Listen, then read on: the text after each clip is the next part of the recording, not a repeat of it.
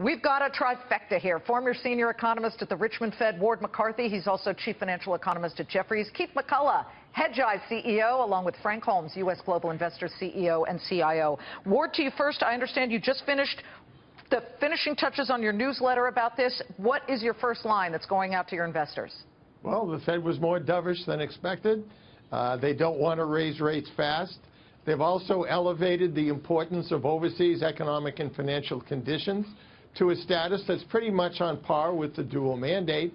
And I do think the Fed has the inflation picture wrong as well. They lowered their inflation forecast at a time when I think they should be raising it, and that means that a year from now, they're going to look like they're behind the curve. Keith, you've always felt that they were a little bit behind the curve, didn't you? Yeah, well, we said it was going to be a policy mistake to raise rates. They obviously qualified that today by pulling back the rate hikes. That was fantastic for gold. It's fantastic for utilities. It's great, of course, as you know, for the long bond, which many people on Fox are long. I hear so many people talk about stocks, and they're kind of like whining about how they're not down as much as people say. Why don't you just get with the program and buy the stuff that's working? Again, gold's up double digits for the year to date, and so are utilities. So it's been a great day for the bulls on that front, which is growth slowing. You know what? Frank Holmes has not been fighting the tape. In fact, you, Frank, have said gold is starting what you believe will be a multi-year rally. Why? Because of real interest rates, and there's a transition change. So we've had invisible rate rise from September 2011 when 10-year government bonds were minus 300 basis points. They went to plus 250 basis points. Now they're back to zero.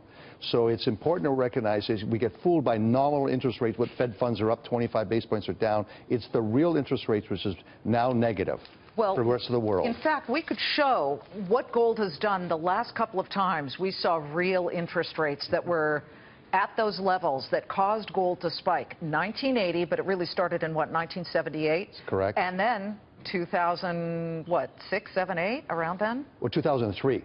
Or 2011, too, right? And then 2010 to 11. Okay, and that's what you see there. But to you, Ward, is this just don't go into stocks time? I mean, I can't imagine that happening. I don't think so. I mean, when you look at the U.S. economy, a lot of people complain about it, but where would you rather be than in the U.S.? We have the strongest economy in the world, primarily because it's dominated by a service sector that continues to do pretty well and generate jobs very rapidly. If we do start to get some inflation, that should mean that if a lot of it will fall to the bottom line of businesses as well. But I also think, in particular, this is a good time to be getting into real estate. Not only will inflation be picking up, but also when you look at inventories of existing homes, new homes, they're really low. You could make the case that we're in the early stages of a housing shortage, and that will just help prices. Oh, listen, single-family housing starts today came out at 9-year highs. But, Keith, I'm very interested. You were giggling a little bit there. What are you short? I'd short pretty much half of what that guy just said, so I'd definitely start with housing.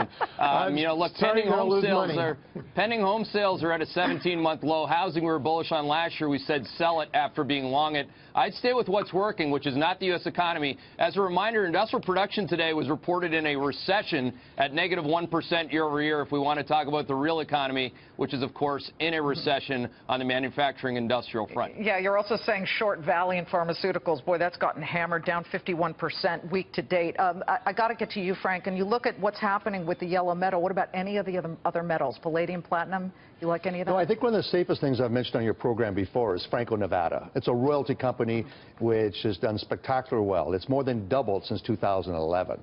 So you have a company that has high gross margins like it's Microsoft, and it pays dividends, and the management owns a big piece of the company. So I think they're safe bets. Safe bets. Okay, Ward, to you, you got to tell me, when's the next rate hike? June, I think, is what the Fed will probably move next. I think they'll follow the same pattern they did last year. When a lot of people thought they'd raise rates in September, they chose not to.